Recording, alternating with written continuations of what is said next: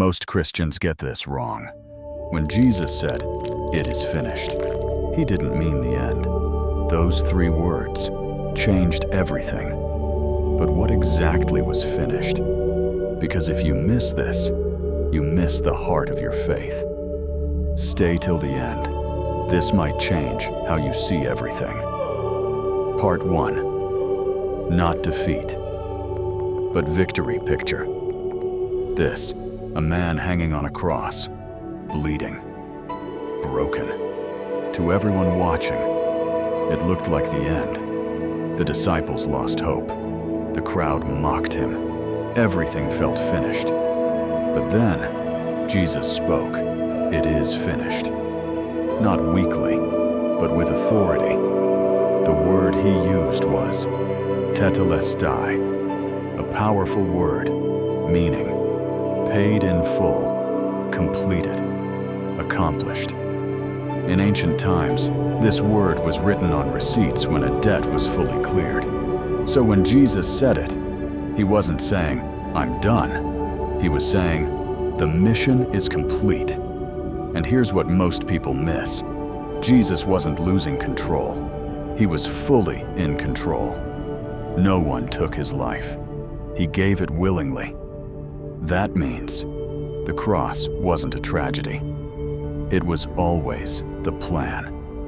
Part 2, your debt was paid. Now, let's make this personal. Imagine having a debt so big, you could never repay it. No matter how hard you try, it only increases. That's what sin is like.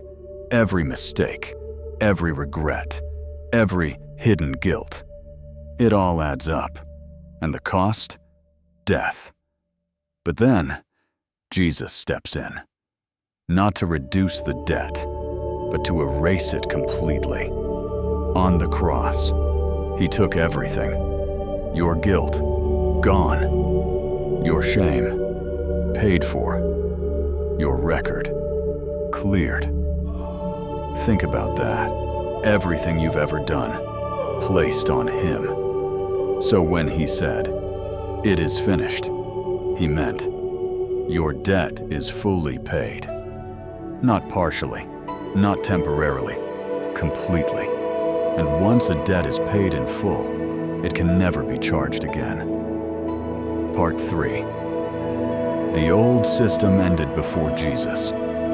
People had to follow laws, offer sacrifices, repeat rituals again and again, because sin required payment. Year after year, animals were sacrificed, but it never fully removed sin. It only covered it temporarily. Then came Jesus, the final sacrifice, not repeated, not temporary, but once for all. And in that moment, something incredible happened. The temple curtain tore in two, a massive barrier between God and people, gone, not from bottom to top, but from top to bottom. Not man reaching God, but God reaching man. That moment declared, the way is open. Part 4, sin lost its power. Here's another truth. Jesus didn't just forgive sin, he broke its power. Before the cross, sin controlled people. It had authority. But after the cross, everything changed. Sin lost its power. Satan lost his grip. Death lost its fear.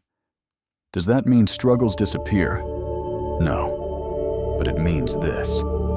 You are no longer a slave. You don't fight for victory. You fight from victory. The outcome is already decided. The enemy may still try, but he has already lost. But then, why?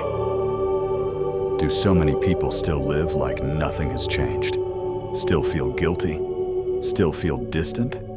Still stuck? Here's the reason. Part 5. The real problem. The problem is not the cross. The problem is belief. People don't fully believe it's finished, so they keep trying to earn forgiveness, trying to prove themselves. But listen carefully. You don't work for forgiveness. You live from it. And when you understand that, everything changes. You stop striving. You start resting. You stop carrying guilt, because Jesus already carried it. Part 6, Way Back to God. Open at its core. Sin separates us from God. That's the real pain. Not just guilt, but distance. But Jesus came to restore that relationship. Now you don't need rituals. You don't need permission. You don't need to prove yourself. You can come to God right now, freely, because the door is already open. Think about this. A person whose loan is fully paid. The moment it says, paid in full, everything changes. No pressure, no fear. But what if they still live stressed, still afraid, even after the debt is gone? That's how many people live. Free, but not feeling free.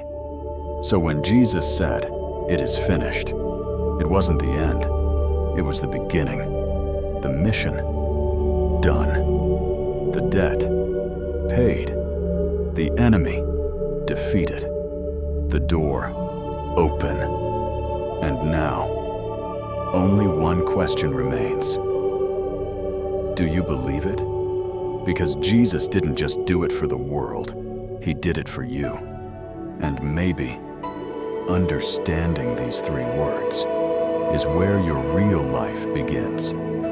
If this spoke to you, comment, "It is finished," and share this with someone who needs this today.